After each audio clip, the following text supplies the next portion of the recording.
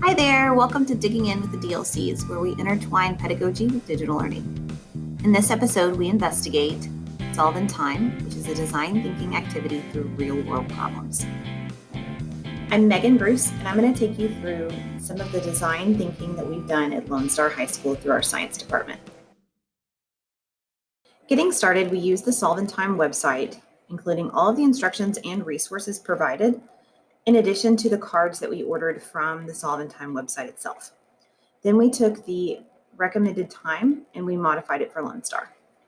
Our first team to really take this idea and run with it was pre-AP biology. We looked at our curriculum and the topics that we had coming up and decided on viruses and bacteria. We came up with a topic list and then problems relating to those topics, and then used the rest of the Solve in Time cards to facilitate the activity. The kids really enjoyed relating what they were learning to real world problems.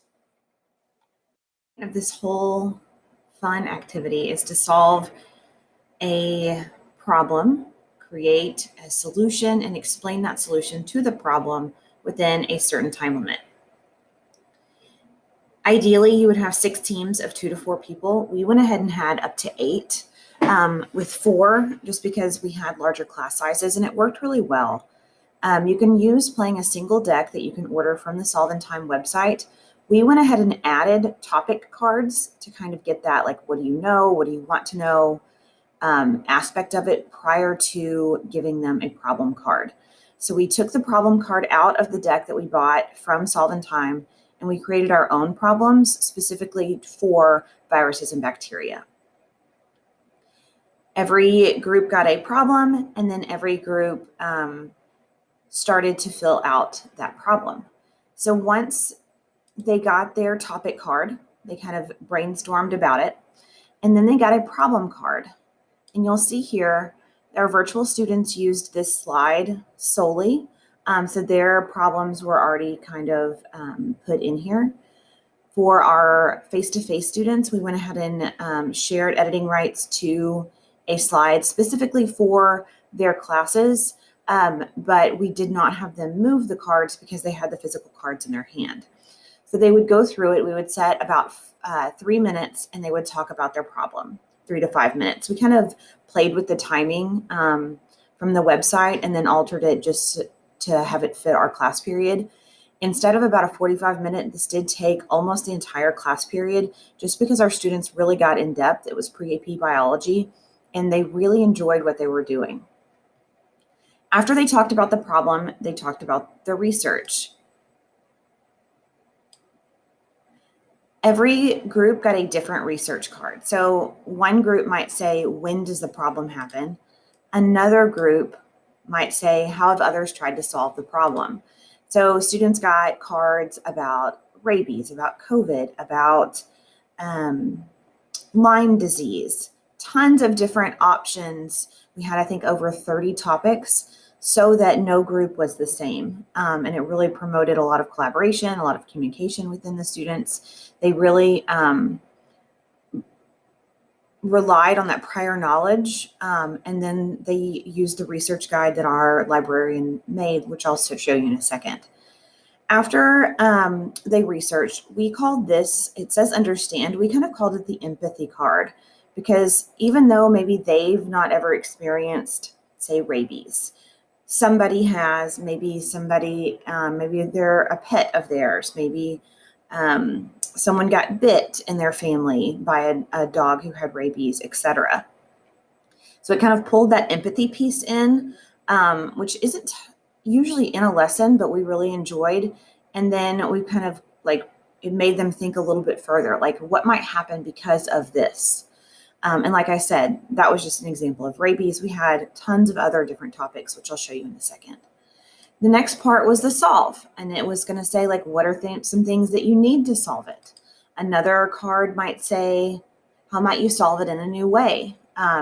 So kids really, each group got to kind of go in a different direction, but they all dug deeper, which was great. The next part was sharing it out, and we let students pick any avenue they wanted to. So if we had a couple students in a group, they had COVID, and so they came up with a song about just being careful, wearing masks, social distancing, washing their hands, etc. Other groups came up with an infographic or a flyer to hang around the school. Others did a PSA. So we really didn't limit them on the creative side of things. And then we shared it out at the end of the class, which was great. This SOS card, and I'll show you in just a second what our librarian did for us. That was if they got stuck at any of these places with any of the time limits, and they needed just an extra help piece, if that makes sense. What we use, the slide media presentation that we got to use for our virtual academy students. This is the template that each teacher got. Their responsibility was to file and make a copy of it and name it their class period. So each class period was shared with editing rights because each group was going to be able to edit their own slides. So like I said, we had 8 slides here, and once they got their topic, they typed their topic at the top, and then they started brainstorming. What do we know about this? What do we want to know? Any prior experience, etc. And then we put on a timer for the problem, and then they kind of said or discussed. So this one was, what is a problem that affects someone with this disease or virus? So potential problems from the disease or virus. And then they would write in the red box what they were brainstorming. Once that time was up, we moved on to the next part, which was research. Like I said earlier, we set a timer again, this time like for 10 minutes. They got a research guide, which was great, that our librarian created, that we included here on the research and then there on the SOS in case they got stuck or needed a little bit of help. Like I said, the next piece was the understand, then the solve, then the share, and like I said, the SOS just in case.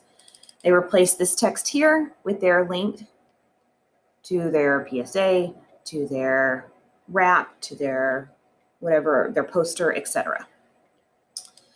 And like I said, each question for each group was a little bit different. So this one is, what's a problem with the way that it's transmitted? So some diseases or viruses are transmitted faster or easier than others, etc.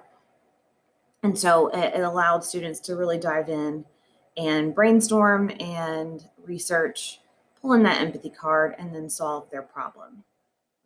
Talk about why we chose bacteria and viruses and solve in time, and we mixed them together. So the main reason we did this was because kids are naturally interested in bacteria and viruses, especially with COVID going on. They're curious, they want to learn more, they want to know why, what are the symptoms, what are the cures and the treatments. And so using Solve in Time to help them explore what they're interested in was just awesome, because Solve in Time naturally blends itself to that exploration and that thinking pattern that gets kids to think deeper than they normally would want to. And it was just an awesome process to see the kids so excited and having so much fun as they were learning. Solve in Time activity, I think that being able to connect what we're learning to a real world problem helped me to understand our unit more. And my favorite part was being able to work with my classmates, because we haven't really been able to do that this year. So I would definitely do this activity again. In time, it was something new and something that I've never done before. And it kind of challenged me to solve a problem in a different way, which I thought was pretty interesting. And I'm kind of interested in like the medical side of things. So being able to learn about a certain disease was really interesting to me.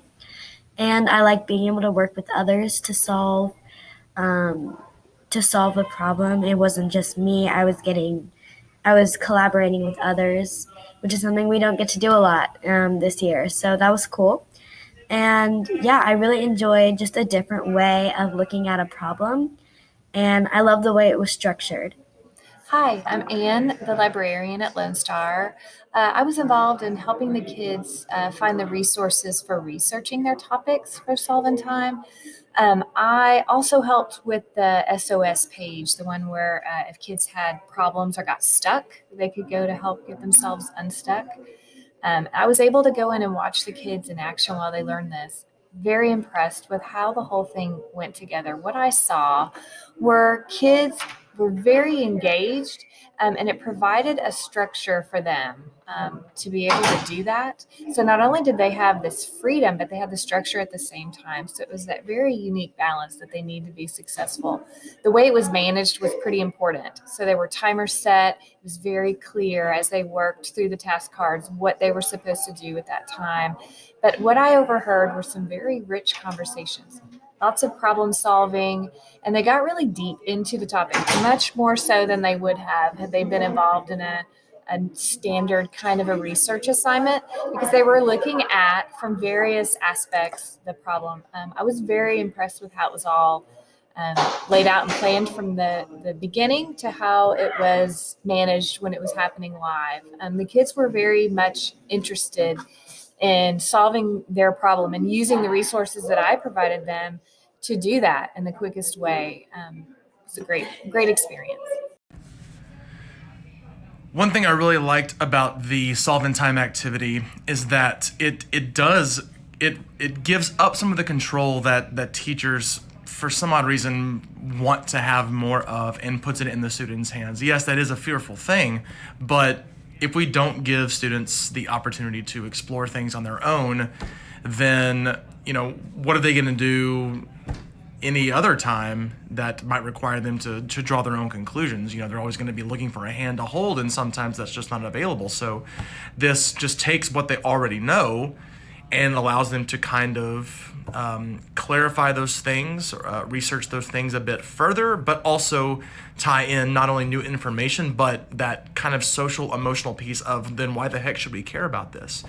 I liked my vantage point. Instead of just watching the kids do it, I hopped into a group to kind of see how it works from the student side. That way I can kind of think through it as a teacher and as an instructional coach as well.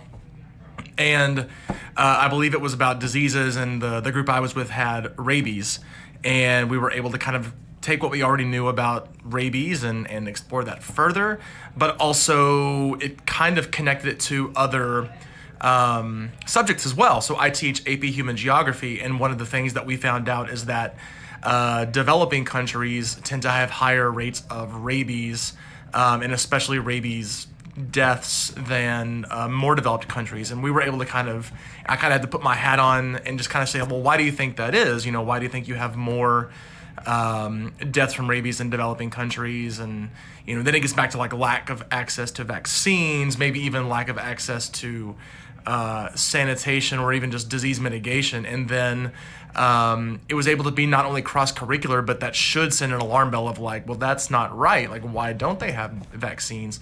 So it was really good at tying in not just multiple subjects, but allowing the students to have a choice and a voice in what they were learning at any given time, figuring it out on their own, which that's life, right? And then finally, that social emotional piece of why the heck we should care about it. I mean, in AP Human, there's a lot of things where you kind of have to cover one general topic and several examples at a time. I'm thinking what we call supranational organizations or multinational organizations, the UN, the EU, people like that. The United Nations Sustainable Development Goals, or 17 goals that they want to meet by 2030. This would be a great idea of just saying, hey, if this is the broad topic of economic development and sustainability, or just countries coming together to work as a team, what do you already know about these things? And then researching, what's good, what's bad, economic benefits or drawbacks. I mean, really anything. I mean, that's the whole point, right? It puts the learning into the kiddos' hands. And I really enjoyed not only watching it, but I can't wait to implement it as well.